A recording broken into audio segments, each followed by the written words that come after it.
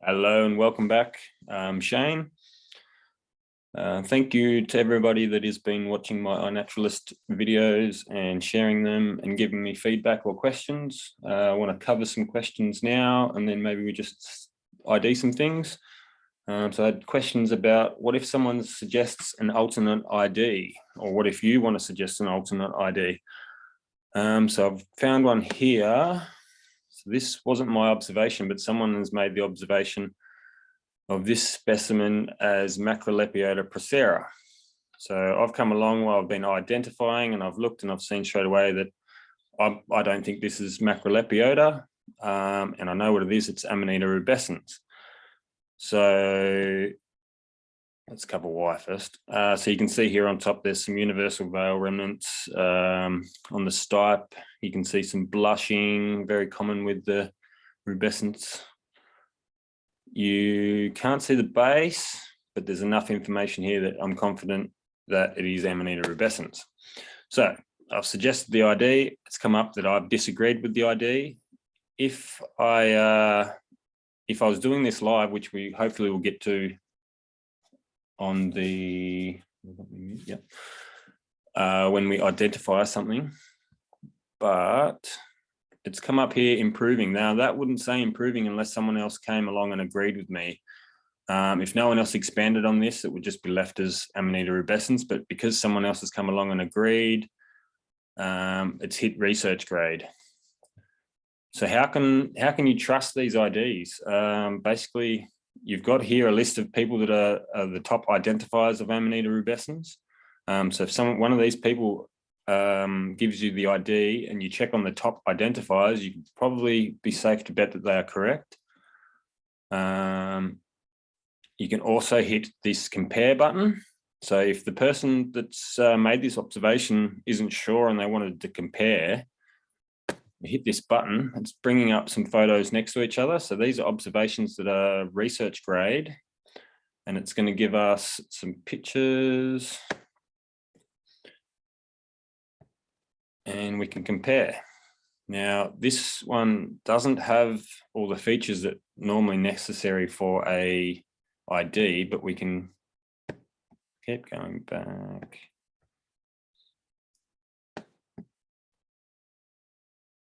But we might be able to see some similarities. So you can see here the veil remnants, they're flat, they're changing color.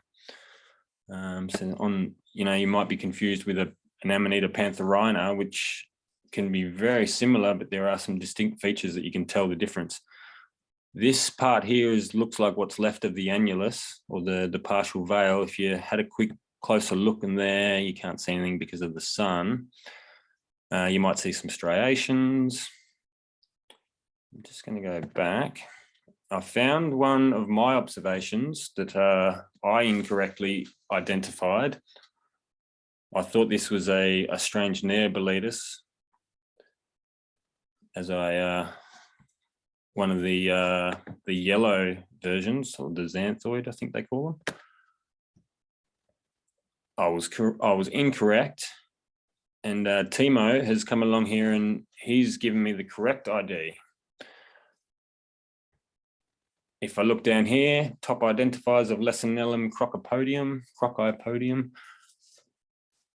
I mean, there's not many because these are a really rare mushroom and maybe hard to identify, but I can probably trust him. And then I realized that I've actually found good examples of crocopodium in the area, and I've realized straight away, oh, it was exactly, that's what it was. And we can see there, that's straight away after the first initial cut, and they take a little while to stain this crazy black color. There's actually some pink and blue, and then it turns sort of really dark. And you can see this, it actually reverts back to the flesh color after a while. This one's a fresh cut. So flip that one, done compare, top identifiers. Now I'm just going to go back and we're going to identify some stuff. So this one is the identify interface. So yesterday I showed you the explore button, but this time we're just going to identify. So I want to get some filters. I want to pick fungi. I want to include research grade. Maybe there's something cool I haven't seen. Maybe there's something that's wrong. I'm going to hit my update. I'm not going to change anything else for now. And we're just going to start. So we've got 2 photos. It sure does look like Cantharellus. Where's the location? New South Wales. I'm not going to agree. I'm going to add an ID because we can increase.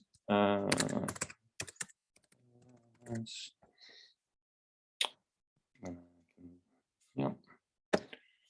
And we save. Some better photos would be handy, but we'll move on to the next one when it loads. Okay. Next. Again, not the best photos. And I'm not familiar with this genus very much, so we'll just skip this one next. And what have we got here? Sometimes your location can really help with what you're giving an ID to.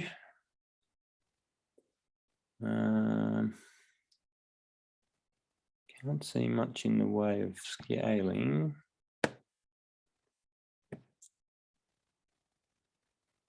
And we can't see much in the details of this. Could be chlorophyllum, but we can't really tell. So what I'm going to do is I'm going to take this to one of the families. Now I can see suggestions up here as well.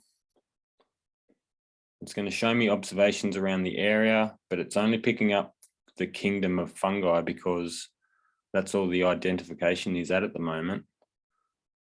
I'll go back to info. I'm going to select Agaricales, or I might just leave it at Agaricomycetes, and we'll save. Go next. Now this one's a common one, Azaroa. That's probably rubra, which is most common in Australia. There is more than one photo, but we can tell from what we've got here. Let's hit the next. Okay, this one. It's not very close photos, not very good detail, but if you look closely here, this is the top side, the pileus, but you can see some texture, and I will probably assume that it's Favolacea. You can, yeah, I'm not sure if this is part of a fruit body, but we'll give the ID as Favolacea.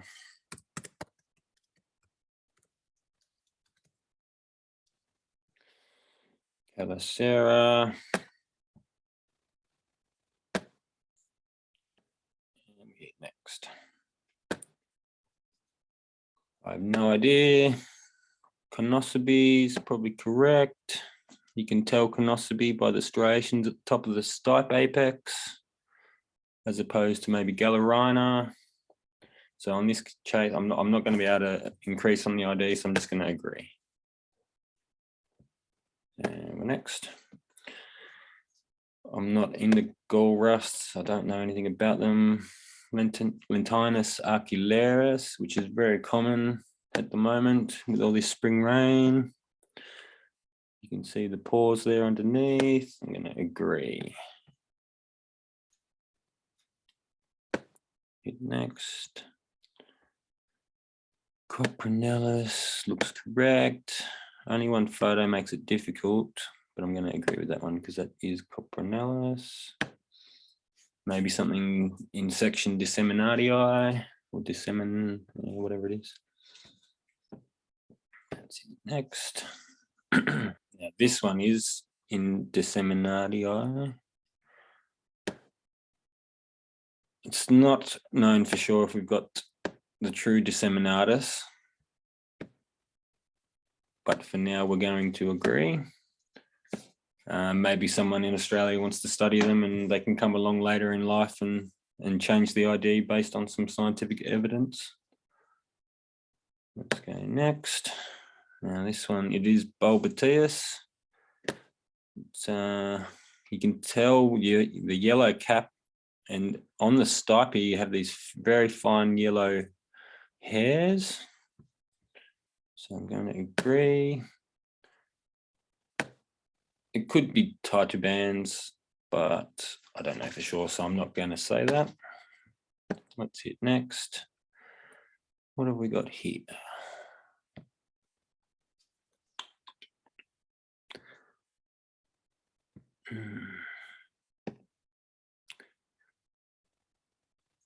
Maybe something like Melanoleuca. You can see that the attachment just, if this was free, maybe something like Bluteus, but it's not. Umphilotaceae. Let's see if there's any suggestions. Now, because they've picked Umphilotaceae or Umphilotaceae, it's bringing up options and observations from the area. So it's not Umphilotus nidiformis,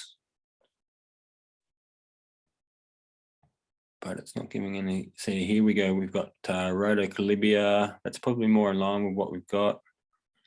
Maybe Colibiopsis. I'm not confident, so we're going to skip this one. Oh, I need to go back. Next. And these seem to be the same species. What have we got here? Little Marasmiellus, but again, you can't see much detail, so I'm skipping. Another Lentinus. Yes, let's agree.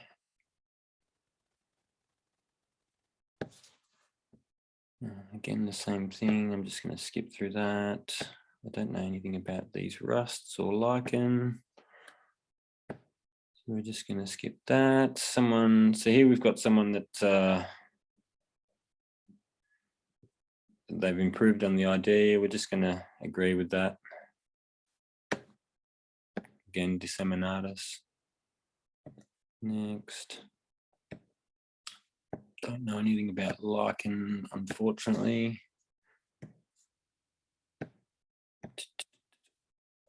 And we want to, it's only going to take me 30 observations, but if I want to view more, I could just view more or skip to the next page, but I'll keep doing some more.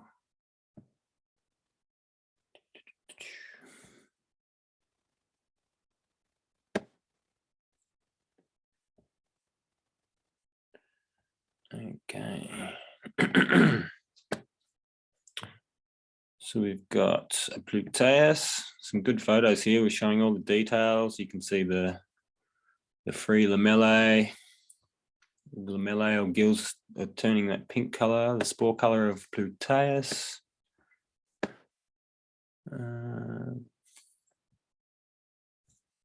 Now, I'm not 100% sure if this is the exact species we have in this, but if I click on this, this is going to bring me up the taxa and it's going to give me a bit more detail about that species.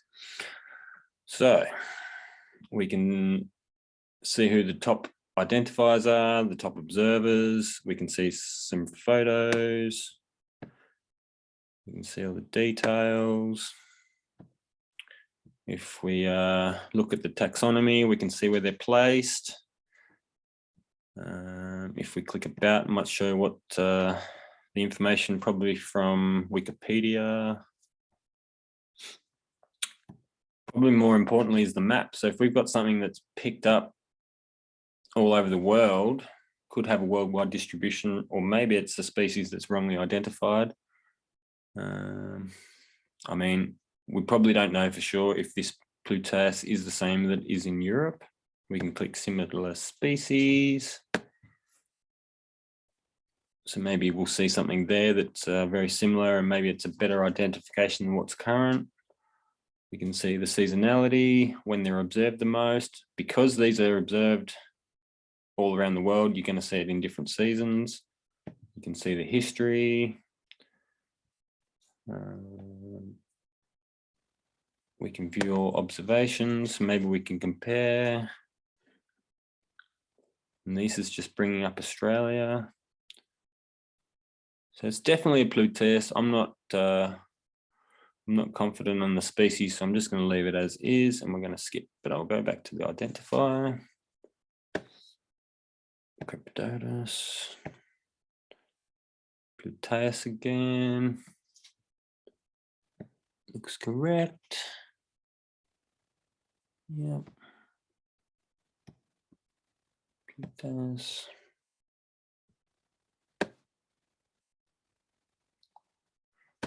I think I mentioned I'm not a good person at polypores. But I mean, that's the beauty. If you know someone that is, you can tag that person in a comment on iNaturalist, and they might come along and give an ID.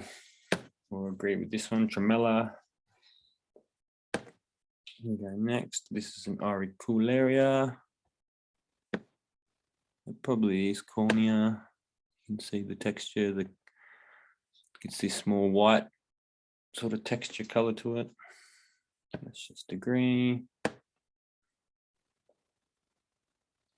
This seems to be one of the species that didn't make it into the worldwide paper that recently came out. Another auricularia. You can really see the texture and the color of this one. So we'll agree.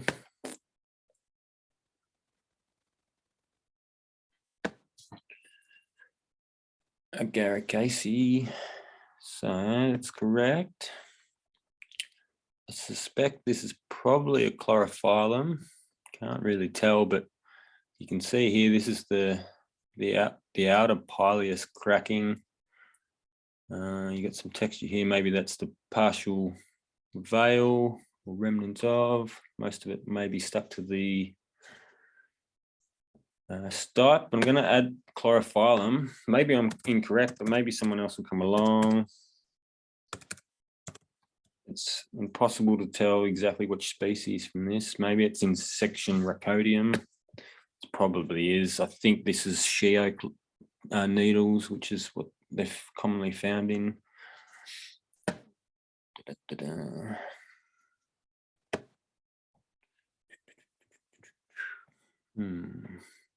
Nope, can't elaborate. This one's Schizophyllum commune, I agree.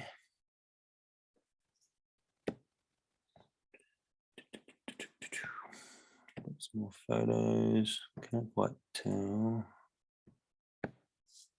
No.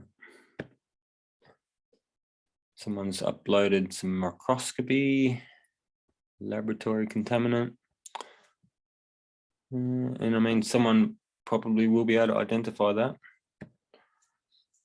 We've got a Galerina patagonica, looks correct. We can zoom in, we can see some texture to the stipe, which is very common with Galerina. We've got the annulus or the partial veil, picking up some spore print. We've got this nipple on the pileus. Maybe people confuse with Cuneomyces. We do have a species, it seems, in Australia, whether it's the mutabilis, I'm not sure, but the spore print is really the difference there. It's light brown versus this rusty brown for Galerina, and it's not something you want to mess up because these ones are deadly poisonous. So I'll agree.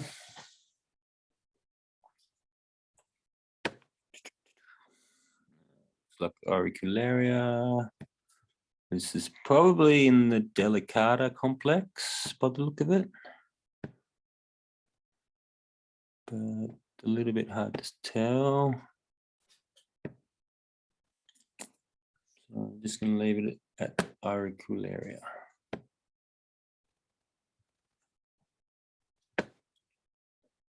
Next, another one. I agree.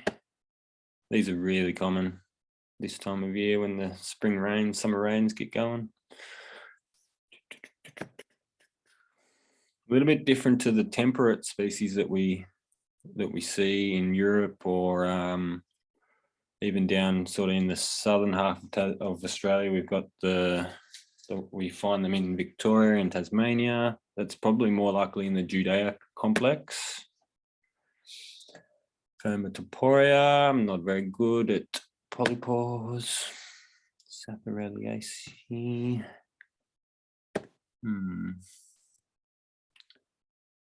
I don't know. It's probably more likely Mycena. But maybe if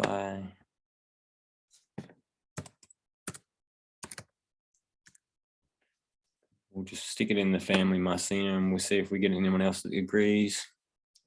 Could be wrong. It doesn't seem like Sapphirella or the family of Sapphirella.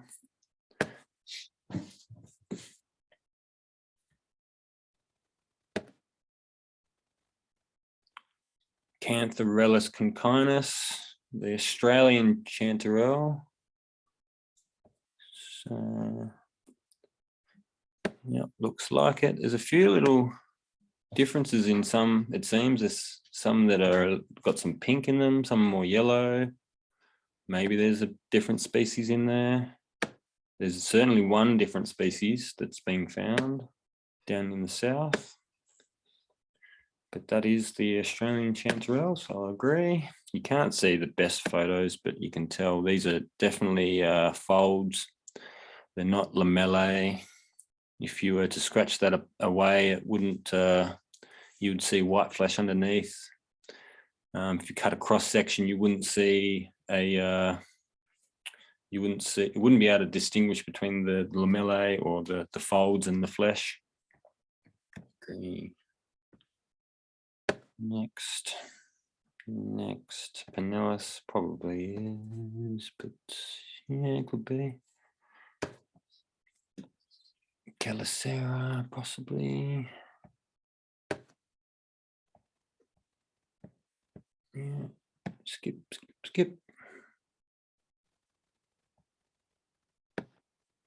It's really hard to take photos of these little ones.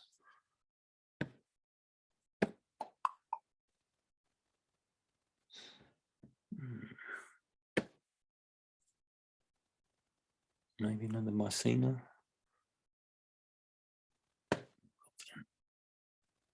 Campanella looks correct.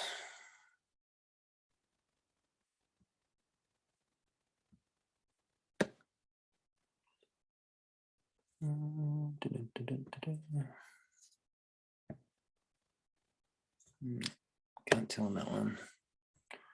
That is correct. I'm not gonna attempt to say that name correctly.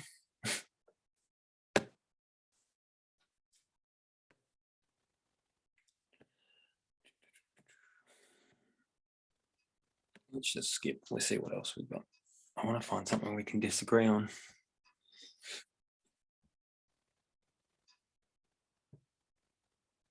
There's some better photos of Faberlacia. Malaria luteo bubulina. It's always fun to say. I mean, if you found this in Europe, maybe you even consider the Malea because they look very similar. Very yellow, quite tasty, I'm told. Disagree.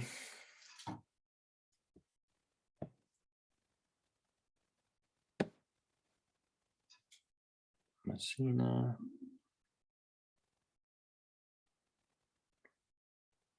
No, I'm not sure how to distinguish between some of the new Mycena names, Hemimycena, Corentomycena.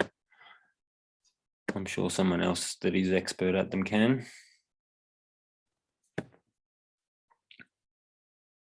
Really poor photo, we can't tell what that is. We might leave it there.